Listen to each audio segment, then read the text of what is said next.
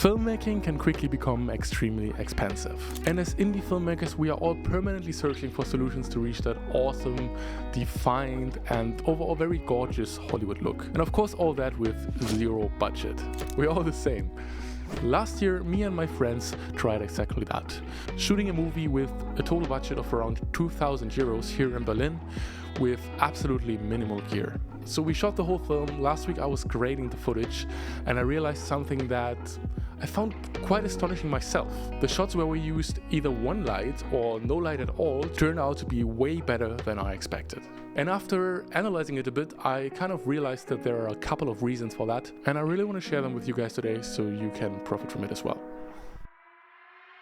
When we think of professional lighting, the first thing that comes to our mind are these super huge $1 million Hollywood lighting setups.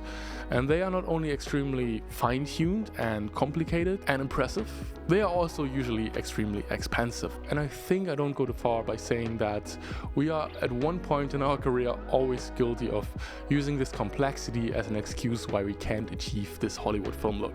But I think there is no excuse, because if we just go outside, we have a huge key light, the sun, and the clouds that function basically as a huge softbox directly above our heads. And if you just simply learn how to use it, you can already step up the quality of your footage by a ton. So I would say let's just start with the first of the two things I learned, and that is choose your location wisely. Ultimately, your location will determine if you need a huge lighting budget or not.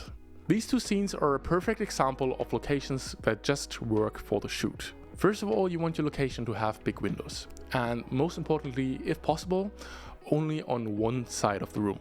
It is extremely important that they don't have windows on both sides of the room, so you don't end up with like a super flat, zero contrast look. This way, you can use the windows and the sun behind the windows as a natural key light. Furthermore, I think generally speaking, the location should also be as big as possible. I kind of find small rooms to not work as well. And I think there are two reasons for that. A, they provide no depth of field. It's very hard to make your frame look good because there's no depth. And B, the light is extremely hard to control, which inflates your budget because you need all these flags, and it just gets expensive again. If you can, try to get big rooms that are obviously as cheap as possible. By the way, there are actually no excuses because we got this whole church for 200 euros a day. At this part of the video, big shout out to our producer Audrey. She just made an amazing job and got us this whole church for like 200 euros a day. So once you found an ideal location, it's time for step 2. You need to block the right way. This will either make or break your lighting. Just have a look at this.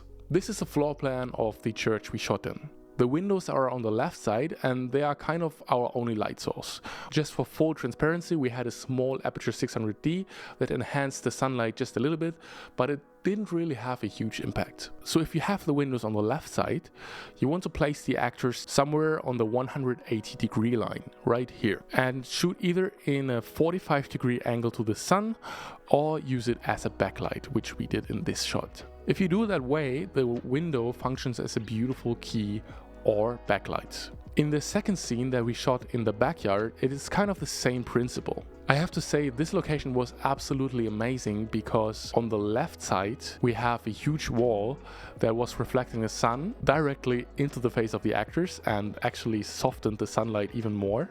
And on the right side of the actors, there was a huge building that was blocking the sunlight from coming in, effectively giving us a negative fill. So we ended up having more light hitting the actor from the left side of the face, which resulted in a nice and soft contrast, as the light is bouncing from the building directly into the face. Another example would be this cafe scene from the film. We used some tube lights as a hair light above the actors, but to be honest, they didn't do that much and it would have looked almost exactly the same if we just turned them off. Again, it was mostly the key light from the left side of the frame, which was essentially the sun coming from outside of the window. Natural light can be really hard to control, especially when conditions outside are changing constantly. But for us indie filmmakers, I think this trade-off is well worth it. Okay, I mean, if you get one of these days where like the sun is just coming out and then disappearing again and coming out and disappearing again, it can be quite hard in the editing and you might have to just postpone the shooting to another date. In 99% of all lighting situations, you can get away with it. Don't get me wrong, guys. I'm definitely not saying that you shouldn't use lights at all. If you have a lighting budget, go for it. But you can work with the sun and just plan around the sun, even in interior scenes, for sure. Alright, short but sweet. I hope you got something out of this video. Please subscribe to this YouTube channel. See you next time.